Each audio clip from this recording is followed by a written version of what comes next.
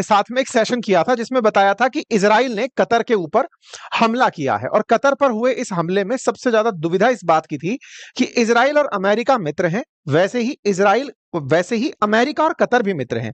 मित्र के ऊपर मित्र का जो हमला था उससे कतर को विश्वासघात की सी फीलिंग आई थी। यह सेशन हमने कल आपको बताया था। इस सेशन के बाद में इजराइल रुका नहीं, असल मायने में इजराइल लगातार 72 घंटों के अंदर 6 देशों के ऊपर पैरेलल टाइम पे हमला कर चुका है। इस बीच में पूरी दुनिया के अंदर इस बात का एक भय बैठ गया है कि अब तक तो इजराइल गाजा पट्टी को टारगेट कर रहा था, आसपास के देशों को टारगेट कर रहा था, अब ये मिडिल ईस्ट के और देशों को भी टारगेट करने लगा है। इतना ही नहीं, ये अफ्रीका में भी जाकर हमले कर रहा है। एक ही टाइम पर बैठा हुआ इजराइल अफ्रीका को भी, यमन को भी, सीरिया को भी, कतर को भी, धाम धूम जितने भी आसपास देश हैं उन सबको एक ही साथ में निशाना बनाता चला जा रहा है। कतर पर हुए हमले की तस्वीरें आप सबने कल देखी थी। पता लगा था कि बिल्कुल यूएस का सेंट्रल कमांड का जहां ऑफिस है उसके बहुत नजदीक इजराइल ने हमला किया था। केवल हमला ही नहीं किया था, नेतन्याहू निकल कर आए थे और बाकायदा इस बात की जिम्मेदारी लिए थे और उन्होंने कहा था कि हाँ, ये हमने किया है। साथ साथ नेतन्याहू ने यह तक कह दिया था कि यदि आप अपने पास हमास के आतंकियों को शरण देते हैं तो ऐसा होता रहेगा। इसका मतलब इजराइल ने पहले गाजा पट्टी के अंदर हमास को टारगेट किया और अब पूरे वर्ल्ड को चैलेंज कर दिया है, अगर वो किसी भी देश के अंदर हमास के आतंकियों को रखे हुए हैं तो वो उन्हें वहीं पर टारगेट करेंगे। इस बात से कतर बुरी तरह चिढ़ गया।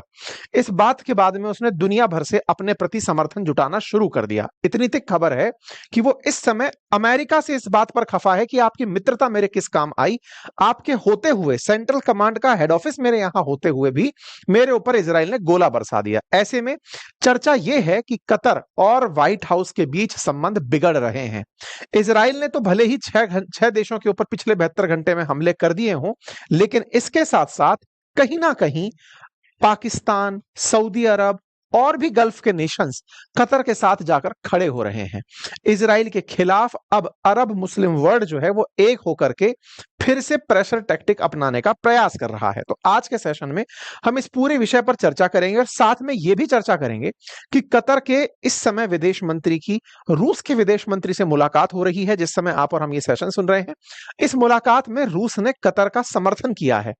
न्यूज ये भी निकल कर आ रही है कि कतर ने अमेरिका से कहा है कि आपकी दोस्ती को हम रखें या फिर छोड़ दें, इस पर हमें अब विचार करना पड़ेगा, हमें रीजनल पार्टनर्स तलाशने होंगे। यह बात कितनी सही है कितनी गलत है, सेशन के अंत तक आपके सामने स्पष्ट हो जाएगी। उम्मीद है कि आप सभी साथी इस बात को रिलेट कर पा रहे हो कि वर्तमान में कंटेक्स्ट कितना इंपॉर्टेंट है, क्योंकि पाकिस्तान के प्रधानमंत्री शहबाज शरीफ कतर पहुंच चुके हैं जाकर के उनके बीच में सांत्वना देने के लिए, और US president Donald Trump Qatar Netanyahu को किसी भी प्रकार से कंट्रोल नहीं कर पा रहे हैं। ठीक है साहब, चलिए। तो हुआ कुछ इस तरह से कि ट्यूसडे को इजराइल ने कतर के ऊपर हमला प्लान किया। पहले इसके बारे में निकल कर आया कि मिसाइल अटैक था, बाद में पता चला कि एक हवाई जहाज था जो उड़ते हुए आया और उसने आकर के कतर के ऊपर हमला किया। इस बीच में यह भी खबर निकल कर आई कि यूके के हवाई जहाज उड़ करके पहले इजरायली जहाजों को तेल देने के लिए कतर से ही उड़े, कतर के ऊपर उड़कर के इजरायली जहाजों को तेल भरा और फिर कतर के ऊपर उन्होंने गोले गिराए, टारगेटेड हमले किए और उस तरह से उन लोगों को मारा। इस तरह की जब घटना घटित हुई तो कतर को अपने आप के साथ हुआ बड़ा चीट नजर आया कि मैंने सबको अपने यहां बिठा के रखा हुआ है और इन्होंने ही मेरे यहां पर हमला कर दिया। इजराइल के द्वारा जो ये हमले हुए ये पैरेलल 72 घंटों में 6 देशों में हुए। एक एक करके सारे देशों की मैं अब आपको गणना कराता हूं। सबसे पहला तो सबको पता ही है कि कतर में जो हमला हुआ था, असल मायने में हमास का जो नया चीफ है खलील अल हया, उसको निशाना बनाने के लिए यह हमला किया गया था। उस समय हमास का जो नेता था वो अमेरिका का जो युद्ध विराम का ऑप्शन आया हुआ है उसको लेकर के आपस में चर्चा कर रहे थे। अब यहां पर एक बड़ा इंटरेस्टिंग फैक्ट है और वो ये, आप में से भी कुछ लोग ये पूछ सकते हैं तो ये लोग कतर में कर ही क्या रहे थे, कतर में इनको होना ही नहीं चाहिए था। असल मायने में अमेरिका ने कतर को लिखित में ये दिया हुआ है कि तुम अपने यहां पर हमास के लोगों को रुकने दे सकते हो। इसी के चलते कतर अपने यहां हमास लीडर्स को आने देता है। यूएस और इजराइल दोनों ने कभी कतर से कहा था कि तुम अपने यहां पर हमास के लीडर्स को रुकने का समय दे सकते हो। वो रुक सकते हैं क्योंकि अल्टीमेटली बातचीत करने के लिए कोई तो जगह होनी चाहिए जहां पर उनसे बातचीत की जा सके। तो कतर बार बार यही चिल्ला रहा है कि मेरे पास तो रिटर्न पेपर है, तुमने कहा था कि हमास को तुम अपने पास रोको, मैं उसको रोका हुआ था, ये तो मेरे साथ धोखा हुआ ना, तुमने ना केवल धोखा किया बल्कि इंटरनेशनल बेइज्जती कर दी। भाई कतर इस समय दोहा के अंदर अपना जो फीफा वर्ल्ड कप आयोजित करवाया था, दुनिया को अपनी रिचनेस दिखा रहा था कि देखो हम कितने पैसे वाले हैं।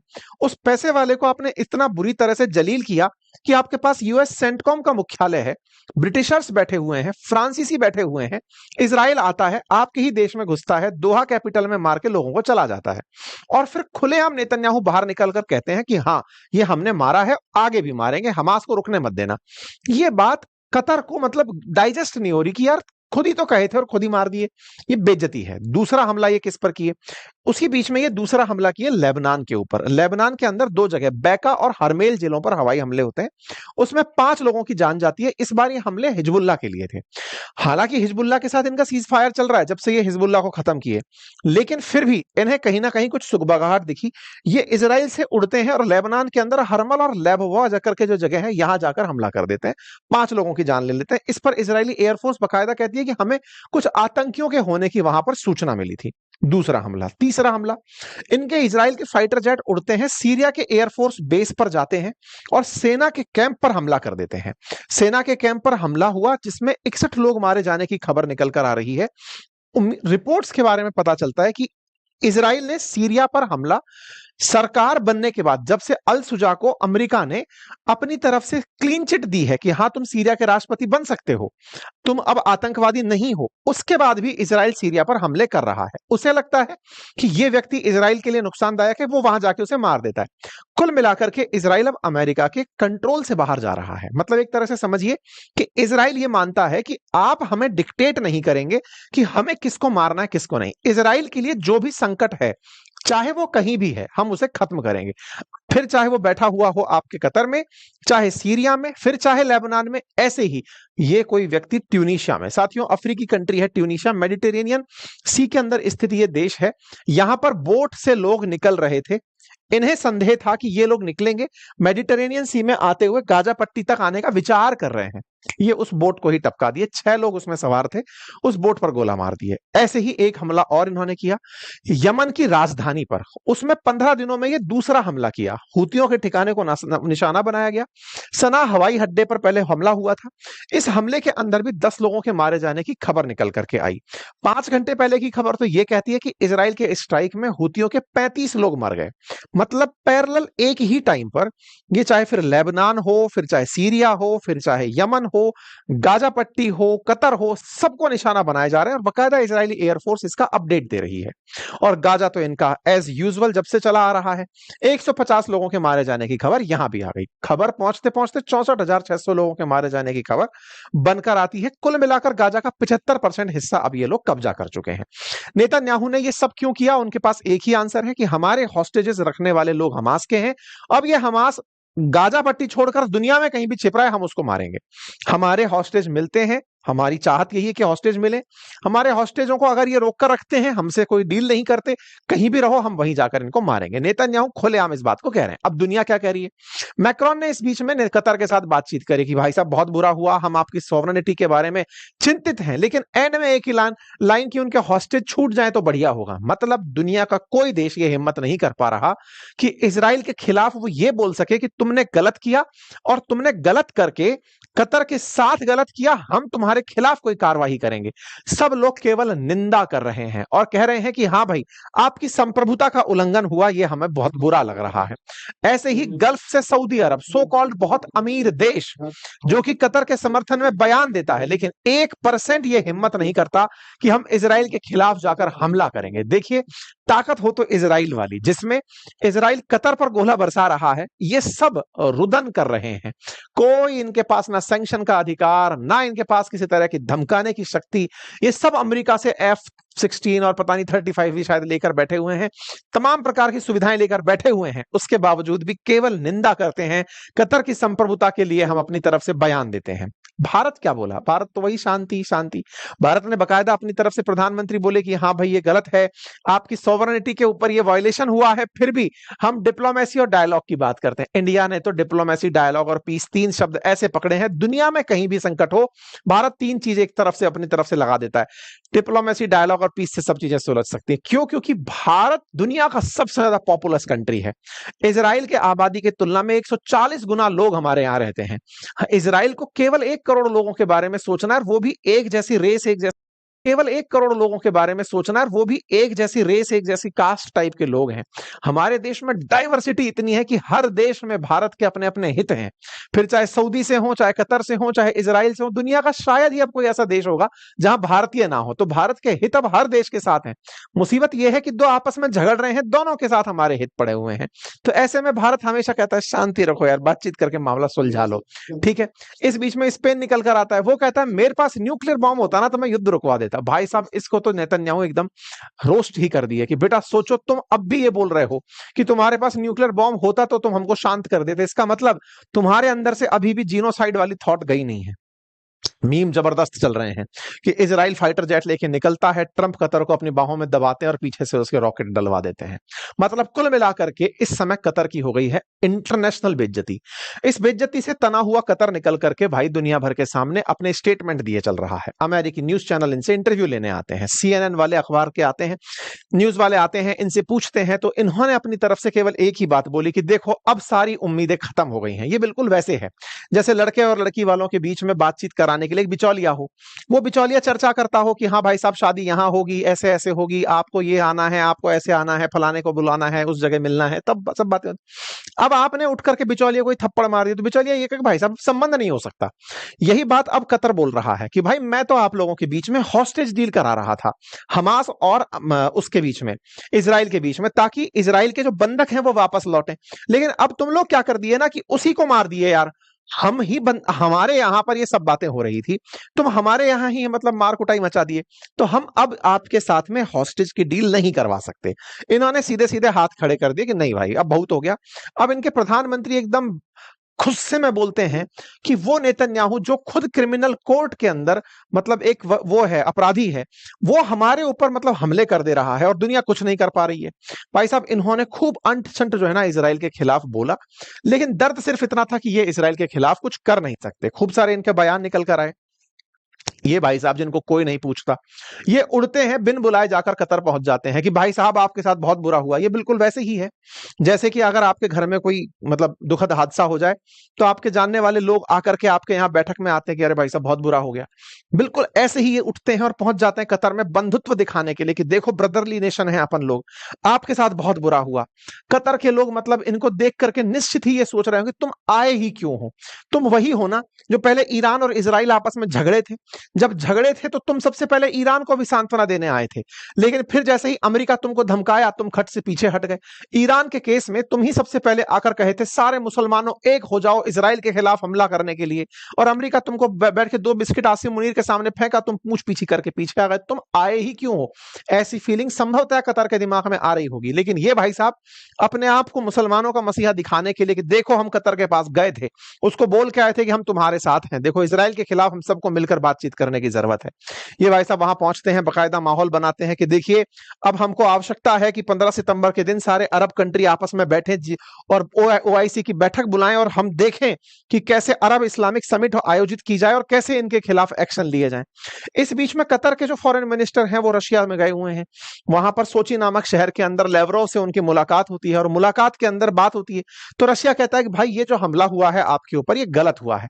इंटरेस्टिंग बात यह है कि रशिया से ये बात सुनने गए हैं कि तुम्हारे ऊपर हमला हुआ है, गलत हुआ है। क्यों? क्योंकि रशिया खुद यूक्रेन के साथ जो कर रहा है दुनिया समझाते हुए पागल हो गई उसकी, भैया मान जाओ यार, मत मारो इनको, इतना बुरी तरह मत मारो। दुनिया का हर देश समझा रहा है डिप्लोमेसी, डायलॉग, पीस की बातें। रशिया फिर भी जब वापस घूम फिर के जाते हैं, चलो यार बहुत दिन से हमले नहीं हुए, चलो मारो इन लोगों को। तो रशिया कैसे उनको ये जस्टिफाई करे कि तुम्हारे ऊपर इजराइल ने गलत किया। अब आपके दिमाग में एक प्रश्न बनेगा कि चलो रशिया ने तो इनको बोल दिया, लेकिन कतर के लिए ये कोई बहुत बड़ी न्यूज है नहीं कि इजराइल ने कहा कि रशिया ने कहा कि हम तुम्हारे साथ हैं। न्यूज बड़ी ये है जो ये भाई साहब बोल रहे हैं।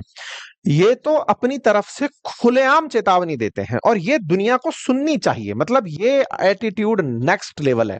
ये बोलते हैं कि I say to Qatar and all nation who are bar terrorist, जो अपने पास टेररिस्ट को रखते हैं, यू आइदर एक्सपेल देम, या तो तुम उन्हें बाहर निकाल दो, और you bring them to justice, because if you don't we will. या तो तुम उन्हें बाहर निकाल दो और न्याय दे दो उनको, अगर तुम ये नहीं कर पाते हो तो ये काम हम करेंगे। भाई साहब, इनका ये कॉन्फिडेंस देखकर बात तो केवल इतनी सी याद आती है कि इजराइल खुलेआम दुनिया को धमका रहा है कि अगर हमास तुम्हारे पास रुका हुआ है तो मतलब हम आकर की कार्रवाई कर देंगे, या तो तुम कार्रवाई कर दो। अब बड़ा सवाल यह है कि यार इतना इनमें कॉन्फिडेंस कहां से आता है? तो अब आप देखो ये कॉन्फिडेंस कहां से लाते हैं। इनके ट्वीट देखिए प्राइम मिनिस्टर ऑफ इजराइल के। ये अपनी तरफ से बोलते हैं कि जब अमेरिका ने सितंबर 11 को हुए अपने हमले में अलकायदा को मिटाने के लिए अफगानिस्तान पर हमला किया, पाकिस्तान से ओसामा बिन लादेन को ढूंढकर मारा, तब तो सारी दुनिया ताली बजा रही थी। यूएन सब अमेरिका के साथ हो गया था कि वेल डन अमेरिका, आपने अलकायदा को अफगानिस्तान में मारा, पाकिस्तान में ओसामा को मारा, आपने अच्छा किया। और एक हम हैं, हमारे ऊपर हमला हुआ अक्टूबर 7 का, हम अपने अपराधियों को दुनिया में ढूंढकर मारते हैं, तुम सब हमारी बुराई करते हो। मतलब भाई साहब, कॉन्फिडेंस हो तो इतना। इजराइल दुनिया को साफ कह रहा है कि देखो, अमेरिका का जिस तरह तुमने समर्थन किया था ना कि अमेरिका ने अगर ओसामा को मारने के लिए या अलकायदा को मिटाने के लिए अफगानिस्तान तबाह कर दिया, तो देखो हम भी तबाह करेंगे। अगर अमेरिका के तुम लोग साथ में हो सकते हो तो हमारे साथ क्यों नहीं हो सकते? भाई साहब, ये स्टेटमेंट है इनके, स्टेटमेंट यही है। What did they do after America took over Osama bin Laden? Did they say oh what a terrible thing was done to Afghanistan और to Pakistan? No, they applauded. They should applaud Israel for standing up for the same principle and carrying them out. इनने खुद को America की तरह ही रख लिया और America वालों को भी अब ये समझा दिया कि देखो, जब तुमने हमला किया था ना, हम तुम्हारे साथ थे ना, अब हम पर हमला हुआ है, तुम हमारे साथ हो जाओ। और ये कुल मिलाकर के दुनिया को इजराइल यही धमकाता फिर रहा है, हम पर हमला हुआ है, हम सबको निपटाएंगे। इस बीच में स्पेन के प्रधानमंत्री का जो बयान था जिसमें वो ये कह रहे थे कि हमारे पास न्यूक्लियर बॉम्ब नहीं है, उनसे ये कहते हैं कि इसका मतलब तो तुम खुलेआम चुनौती दे रहे हो। ये कह रहे हो कि अगर तुम्हारे पास न्यूक्लियर बॉम्ब होता तो तुम हम पर गिरा देते। मतलब एक तरीके से ये तो जीनोसाइड का थ्रेट है जो हमको दिया जा रहा है। इजराइल पूरी दुनिया के सामने एकदम वोकल हो रखा है और धमाधम बयान दे रहा है। इस बीच में ये अरब मुस्लिम वर्ल्ड के देश क्या कर रहे हैं? 15 सितंबर को मुलाकात कर रहे हैं कि आओ एक बार बैठो, सब लोग आओ, टीम की तरह बैठो, चक दे इंडिया की तरह एक साथ इकट्ठे हो जाओ और बातचीत करते हैं कि बताओ क्या कर सकते हैं हम लोग। कुछ नहीं करना है, इजराइल को जो करना है वो करके रहेगा, हमास को निकालना होगा। रिपोर्ट्स यरूशलेम पोस्ट में इस तरह की छपने लगती हैं कि इस समय कतर सोच रहा है कि अमेरिका की जगह किसी और को मित्र बना लेते तो अच्छा रहता। विकल्प क्या है? या तो रूस या चाइना। लेकिन रूस और चाइना युद्ध के लिए कभी भी कतर के साथ आकर खड़े नहीं होंगे, ये कतर अच्छे से जानता है। एक ही सॉल्यूशन कतर के पास है, जो मैंने आपको कल बताया था, अमेरिका के साथ डिफेंस डील करना, जो ट्रंप ने डे वन पे इनको ऑफर कर दिया था कि यार बहुत बुरा हुआ, डिफेंस पैक्ट कर लेते तो शायद बच जाते। मतलब ये ऐसे ही है, ओहो भाई साहब आपके चोट लगी है, इंश्योरेंस ले लिया होता तो बढ़िया रहता, क्योंकि मैं आपको इलाज सही से करवा देता। बिल्कुल वैसे ही अमेरिका इनको डे वन में यही बोल चुका है। बाकी जो भी हो, इजराइल का रवैया आपको कैसा लगा और क्या इस बात का सॉल्यूशन हो सकता है? अपनी बात का